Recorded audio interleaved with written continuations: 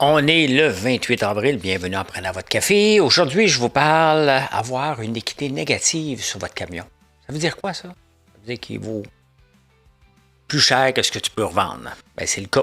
Marathon en bas de 2 heures, c'était-tu possible? Il y a quelqu'un qui l'a fait. L'intelligence artificielle, c'est la troisième transformation pour les gens qui ont mon âge dans le milieu de travail. Un fonds souverain pour le Canada, vous autres.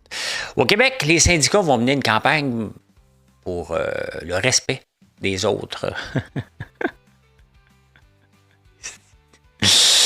Les condos ici, ça coûte cher. Hein? Il n'y a pas de pénurie, il n'y a pas rien, mais dans le reste du Canada, on a laissé les promoteurs être des cow-boys. Et c'est tant mieux. C'est tant mieux.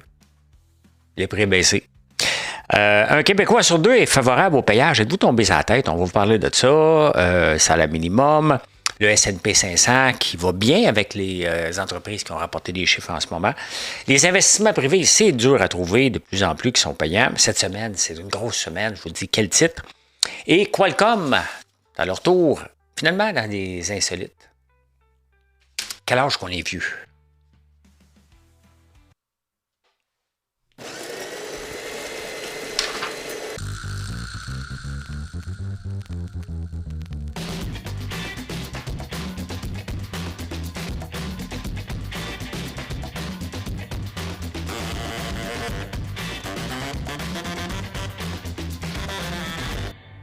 Oh, il y a un âge pour que les gens nous trouvent vieux. Selon que tu es un millénaire, je vais vous le dire. Je vais vous le dire. Vous le savez peut-être déjà parce que j'en ai parlé hier sur mon live TikTok.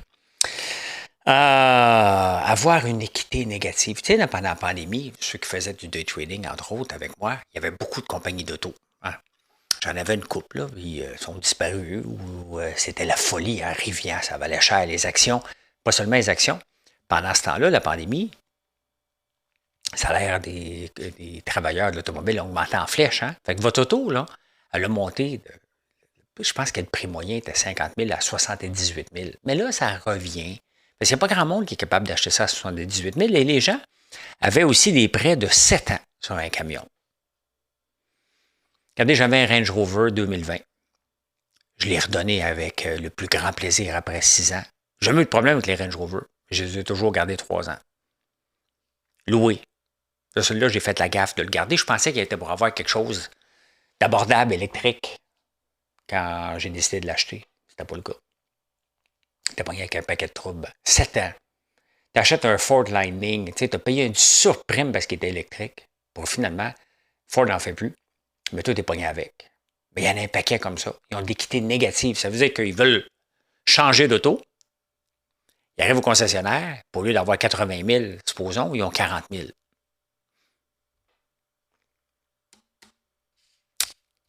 Tu sais, un auto, là, sur 7 ans, là, c'est peut-être que tu n'es pas capable de te payer.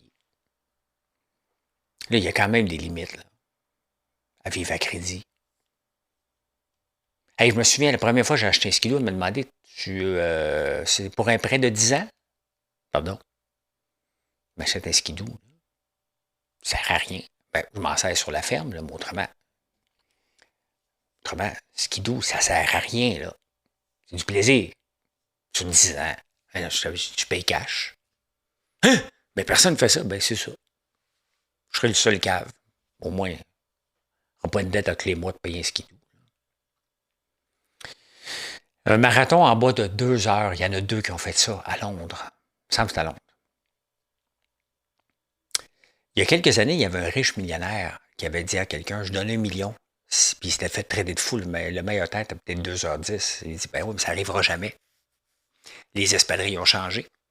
Mais il y a un excellent article de Yves Boisvert, justement, qui parle de ça. Est-ce que c'est un exploit sportif ou pharmacie? De pharmacie? Je pense que c'est un mélange de tout. Ils ont déjà vu des entraîneurs qui ont déjà été suspendus, un entraîneur italien. Il y a 140 Kenyans quand même qui ont été pris la main dans le sac, là, ou la main dans la piqûre. Là. Quand même beaucoup. C'est quand même beaucoup. Donc, est-ce que c'est possible un marathon en bas de 2 heures? Ils l'ont fait. Tant mieux. Peu importe ce que tu prends, là, c'est vite en maudit. Ça veut dire que tu roules 21 km/h pendant 2 heures. Ces gens-là, c'est des machines. Là. C'est des machines. Bravo. Bravo. La technologie, j'ai jamais essayé les nouvelles espadrilles. Je ne cours plus parce que ça me fait mal dans le cou. Je marche beaucoup, mais pour courir, ça fait trop de choc. Donc, je le fais plus. Je nage et je marche. L'intelligence artificielle, qu'on le veuille ou non, là, ben, moi, je le veux. Là. Je fais un paquet d'affaires avec ça.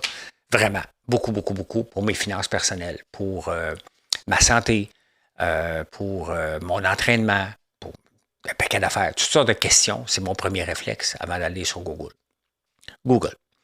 Mais moi, je suis rendu à ma troisième. Hein? Les gens de 60 ans, là, je ne suis pas tout à fait de 60 ans, mais je suis rendu à ma troisième transformation dans ma carrière. Il y a eu l'informatique. Moi, je suis arrivé au gouvernement, j'ai vécu l'informatique. Les gens n'avaient pas d'ordinateur. J'étais jeune, on m'a dit, ben toi, tu vas être bon sur les ordinateurs. C'est comme ça que j'ai appris à programmer, je n'avais pas le choix. Ben, j'ai commencé à faire des formules sur Lotus pour les autres, pour leur montrer qu'on était capable de travailler plus vite, puis des macros. Et finalement, je les ai faites pour eux autres. Après ça, j'ai connu l'Internet. Tout de suite après. Et là, je découvre l'intelligence artificielle et je suis pas mal plus avancé que bien des jeunes, parce que moi, la technologie, j'ai pas peur de ça. Elle est là pour rester, elle est là, elle est supposée être là pour m'aider à aller plus vite, améliorer l'ensemble, améliorer ma compagnie, bien évidemment. Donc, j'ai pas peur. Je ne sais pas si m'en vivre une quatrième, je ne sais pas, parce qu'on ne sait jamais, hein, qu'est-ce qui va changer. Est-ce qu'il va y avoir encore autre chose dans 20 ans? Parce que quand même, c'est de 1900. Écoute, j'ai 58. J'ai commencé à travailler à 25 ans. Donc, ça fait 23 ans. À peu près 25 ans. Pas 30 ans, 30 ans. 30 ans. Donc, à tous les 15 ans, il y a quelque chose de nouveau qui arrive. À peu près. À suivre. Mais si vous ne l'utilisez pas, c'est ça. Je n'ai pas tous les détails, mais il y a un fonds souverain que le gouvernement Mark Carney veut créer pour investir ici, créer de la richesse en investissant. C'est pas mauvais. Même si c'est excellent, on aurait dû le faire il y a très, très, très, très longtemps. Il n'est pas supposé piger dedans. Supposé créer de la richesse pour l'ensemble des Canadiens. Le seul problème, c'est qu'on a une dette élevée en tabarnouche. Il me semble qu'on devrait payer la dette. Mais le problème, la dette, c'est du passé.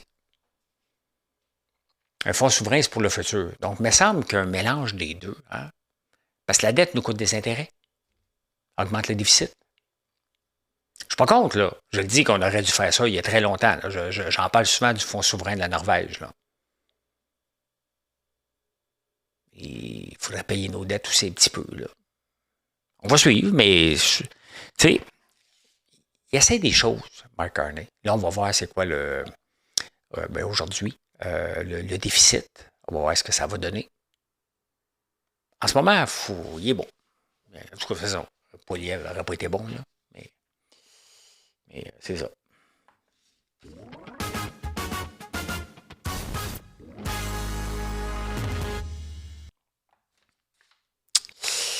Les syndicats veulent faire une... juste avant de parler des syndicats, Caroline Senneville, elle a encore fait une folle d'elle le dimanche matin sur la page de la CSN en disant que les entrepreneurs profitent des gens, puis les cadres de la richesse, puis les employés appellent pour dire « Peux-tu me syndiquer? Je suis plus capable de travailler ici. » Écoute bien, là.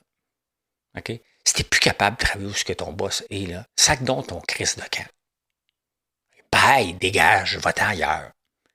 Quand même que tu es syndiqué, là, ton boss va rester un trou de cul pareil si tu trouves trop de cul. Et si tu penses que tu vaux plus, c'est probablement parce que tu vaux moins. Parce que les employés qui sont bons, on les paye. Imagine-toi. On n'est pas une bande de caves. Là. Les employés qui sont bons, on les paye. Les autres sont disposable. Comme ça. Il y en a des employés qui disent, ben regarde, c'est ça. Si tu veux en voir plus, je peux pas. Peut-être. Les bons, on les paye. Fait que c'est ça. C'est ça la vie. Pendant ce temps-là, le syndicat va mettre 1 million pour améliorer la culture, assainir les relations sur les chantiers, pas entre l'employeur et le patronat, non entre eux autres. Pour leur montrer à parler. Hey, gros crise de cave! Et ta mère! Tu sais, des vulgarités, là. C'est ça qu'on entend, ces chantiers de construction.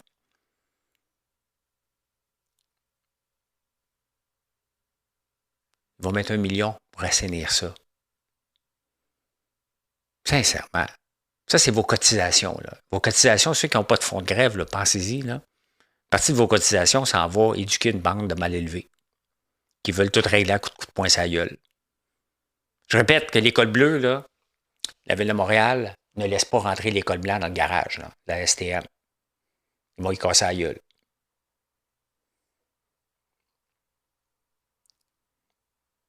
Toutes des entreprises syndiquées. Là. Où est-ce qu'il n'y a pas de syndicat, il n'y a pas de ces niaiseries-là. Là. Vous savez que pour l'harcèlement, mettons que quelqu'un t'écœure au travail, là, peut-être grâce au syndicat, tant mieux. On s'en fout, c'est grâce à qui. Mais l'important, c'est qu'une règle, une loi, à la CNESST, que tu peux te plaindre, même si c'est un syndicat. Harcèlement. Tu as le droit de le faire. J'en ai parlé plusieurs fois ici, puis même, il y a un moment donné, il y a quelqu'un qui m'avait engueulé que j'avais pas raison, que j'étais un cave. Souvent, vous m'écoutez, mais vous me trouvez cave, que je connais rien, puis que je dis des niaiseries, puis je dis, ben, voler les journaux.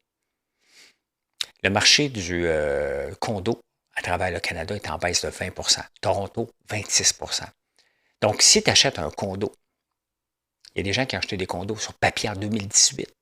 Là, il est finalement construit. Tu sais, tu veux habiter là, tu mets ta mise de fonds, ben là, il vaut moins 26 Ça veut dire que tu t'en vas à la banque, là, la banque, elle va te prêter sur une valeur du marché, pas la valeur que tu as payée. Là.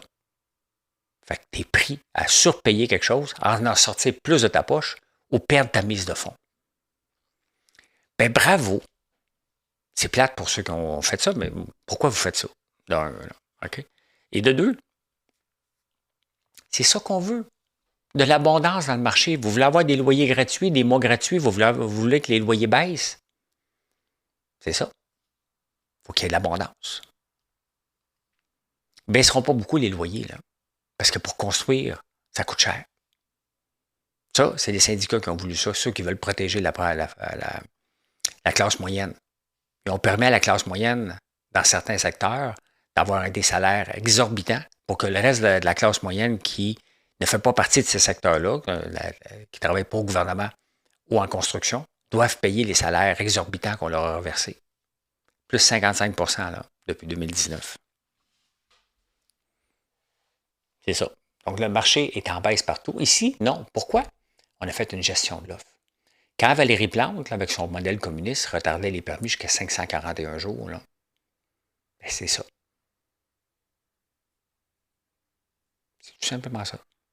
C'est ce qu'on appelle une gestion de l'offre cachée. On va limiter, on va écœurer les gens pour pas qu'ils construisent. Puis on va aller voir le gouvernement pour dire, regardez, le secteur public, privé n'est pas capable de le faire, il faut qu'on le fasse nous autres mêmes. Construire des logements abordables. Tous des logements pareils, comme des villes communistes. Quand même, hein? Je sais, je parle beaucoup de communistes ici, mais c'est parce que quand on regarde la gestion des villes, Québec inclus, c'est exactement ce qu'on fait. On nivelle vers le bas, au lieu d'être proactive. Soraya veut avoir des grues partout. Elle veut changer ça. On va voir si elle va être capable. Première étape, pour les rénaux. Moi, il faut que j'aille voir la ville là, pour des fenêtres. J'ai le goût de vomir. Hey, vous me surprenez. Un Québécois sur deux est favorable au payage si ça améliore les routes. Vous pensez vraiment qu'on va payer pour améliorer les routes? On a augmenté les immatriculations. On a augmenté les taxes sur le pétrole. On continue à embaucher des gens puis faire des projets tout croche. Gaspillage. Sur les chantiers. Voyez les gens comment on n'est pas éduqués comme il faut. Sur le gaspillage de fonds. Sur la croissance exponentielle des employés dans les ministères. L'argent, le gouvernement en a plein les oreilles. Plein, plein, plein. Il n'est juste pas capable de faire des choix, de dire, il faut couper quelque part. Non.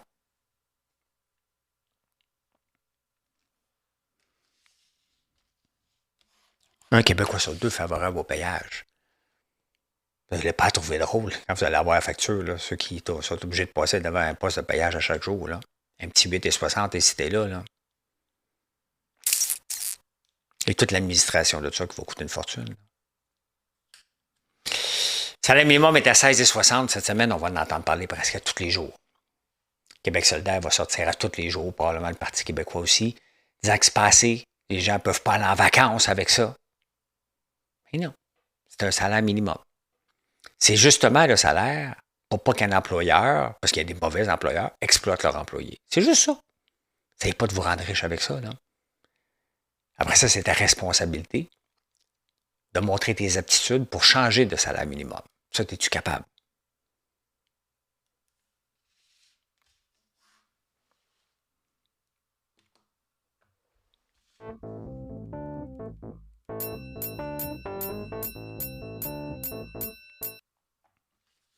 Es-tu capable de faire ça?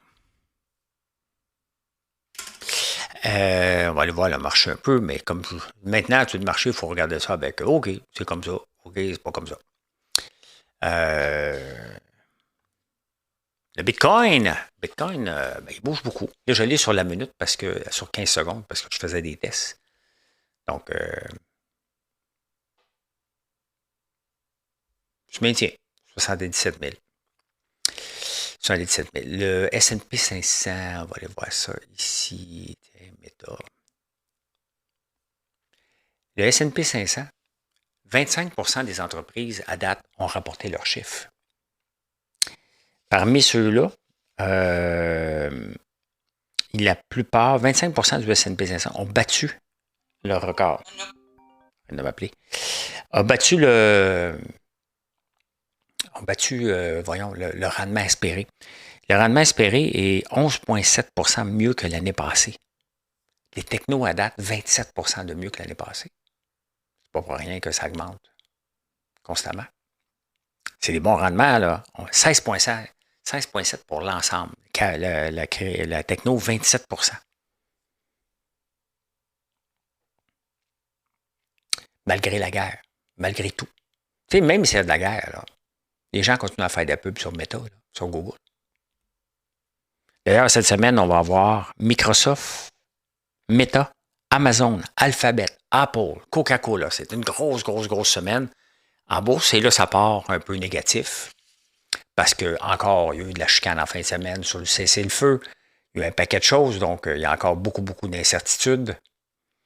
Mais dans l'ensemble, Nvidia qui monte encore. Tout le temps, toujours. Coca-Cola, c'est demain. J'ai hâte de voir. On va voir ce que ça va donner. Il y en a un titre aujourd'hui. C'est tranquille. Hein? Quand je fais le show du lundi pour le mardi, c'est plus tranquille en bourse. Mais il y en a un qu'on va dire, c'est à ton tour. Là, ça baisse un peu, mais ça va augmenter. C'est parce que tous les technos descendent. C'est Qualcomm. Qualcomm, c'est à son tour dans l'intelligence artificielle. Bien, ils sont déjà là, puis avoir des gros contrats. Les gens ne fournissent plus. Ceux qui font des puces, là, ils fournissent juste pas à l'enfer. Fait que toutes les autres compagnies, ben, ça explose aussi. Quand même, hein? J'en ai pas de Qualcomm. J'en ai pas du tout. Il y a un titre que j'ai par contre, Blackstone. Et eux autres, ils ont fait des placements privés. Et c'est de plus en plus difficile à trouver. Des placements privés, c'est un peu comme dans l'œil du dragon. La compagnie vient te voir, elles ne sont pas encore à la bourse. Ben, on s'entend, c'est pas mal plus gros parce qu'ils ont fait des prêts de 3 milliards et 5 milliards qui sont effacés. Ils ont fait des mauvais placements à Blackstone. Donc, l'action a pris toute une débarque. Là. J'en ai, là. De 200 à 120. Là. Pas en un an, là. Du mois de novembre. Ça a tombé jusqu'à 100. 100 là, ça remonte à 100, 120 à peu près. Ben, il est à 120. Et Intel. Oh, belle chandelle. Oui, OK, mais ça, c'est sur un mois. On va regarder. OK, je ne regardais pas la bonne affaire. Je ne comprenais pas. Je me disais, Intel, est-ce qu'il monte encore aujourd'hui? Mais c'est une drôle de semaine. Fait que les placements privés, de moins en moins. Et moi, j'étais avec la Banque Royale pour mes placements. Puis à un moment donné, le groupe avec qui j'étais a parti à notre groupe parce qu'ils voulaient faire de plus en plus de placements privés, non pas de placements à la bourse. Et la Banque Royale là, ne leur permet pas de faire ça. Et moi, je ne les ai pas suivis. Ça ne m'intéresse pas. J'aime ça des choses qui sont calculables, qui sont visibles, qu'on a une vision. Tu as un bon rendement, tu as un bon trimestre, l'action monte. Tu ne le fais pas, on vend. C'est facile à voir. Je ne fais plus de placement privé. J'ai accès à Saint-Jérôme avec mon cousin, puis j'ai ma ferme, là. Mais autrement, je n'en fais plus du tout. Fait que c'est terminé, les placements privés. Avez-vous vu l'entrevue que CTV avec Pierre Poilievre? La fille a eu de l'air. C'est une fille, c'est pas du féministe, là. C'est pas du. Je ne dénigre pas. Elle m'a dit, Monsieur Poilievre, vous ne pensez pas qu'en baissant le prix de l'essence, ça va augmenter l'inflation? Puis là, il la regarde en disant, qu'est-ce que tu racontes? Baisser les prix, ils vont diminuer l'inflation. Ouais, elle m'a dit, les gens vont consommer plus. Tu sais, on se promène pas, on ne laisse pas rouler le char 24 heures par jour pour dépenser de l'essence. On se déplace. On doit se déplacer. Est-ce que vraiment les gens arrêtent de se déplacer parce que le prix de l'essence? Non, ils grugent ailleurs. Si tu vas travailler, tu ne diras pas, je vais me rendre aux 3/4, je vais marcher le reste. Tu te rends au bureau, là. Sincèrement, t'es pas fort, là, son affaire. Mais non, quand tu diminues les prix, ça diminue l'inflation. C'est pas le contraire, dans n'importe quoi, là, d'ailleurs. Dans n'importe quoi.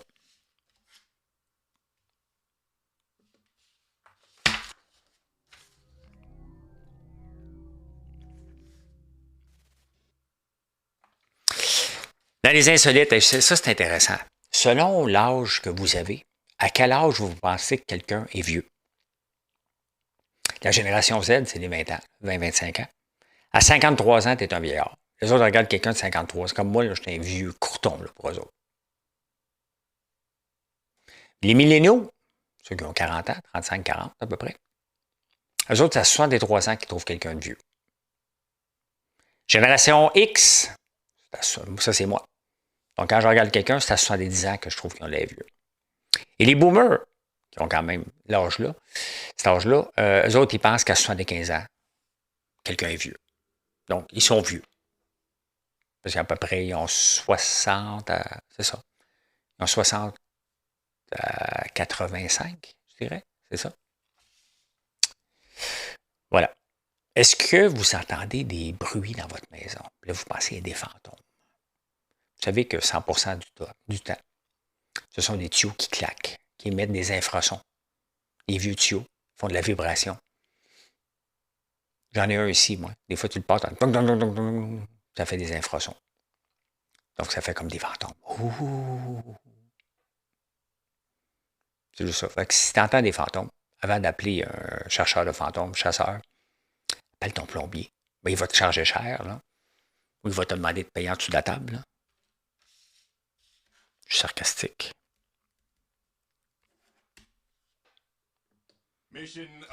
Merci d'être là, les amis. Je vous souhaite un excellent mardi. Puis venez nous voir sur françoislambert.one.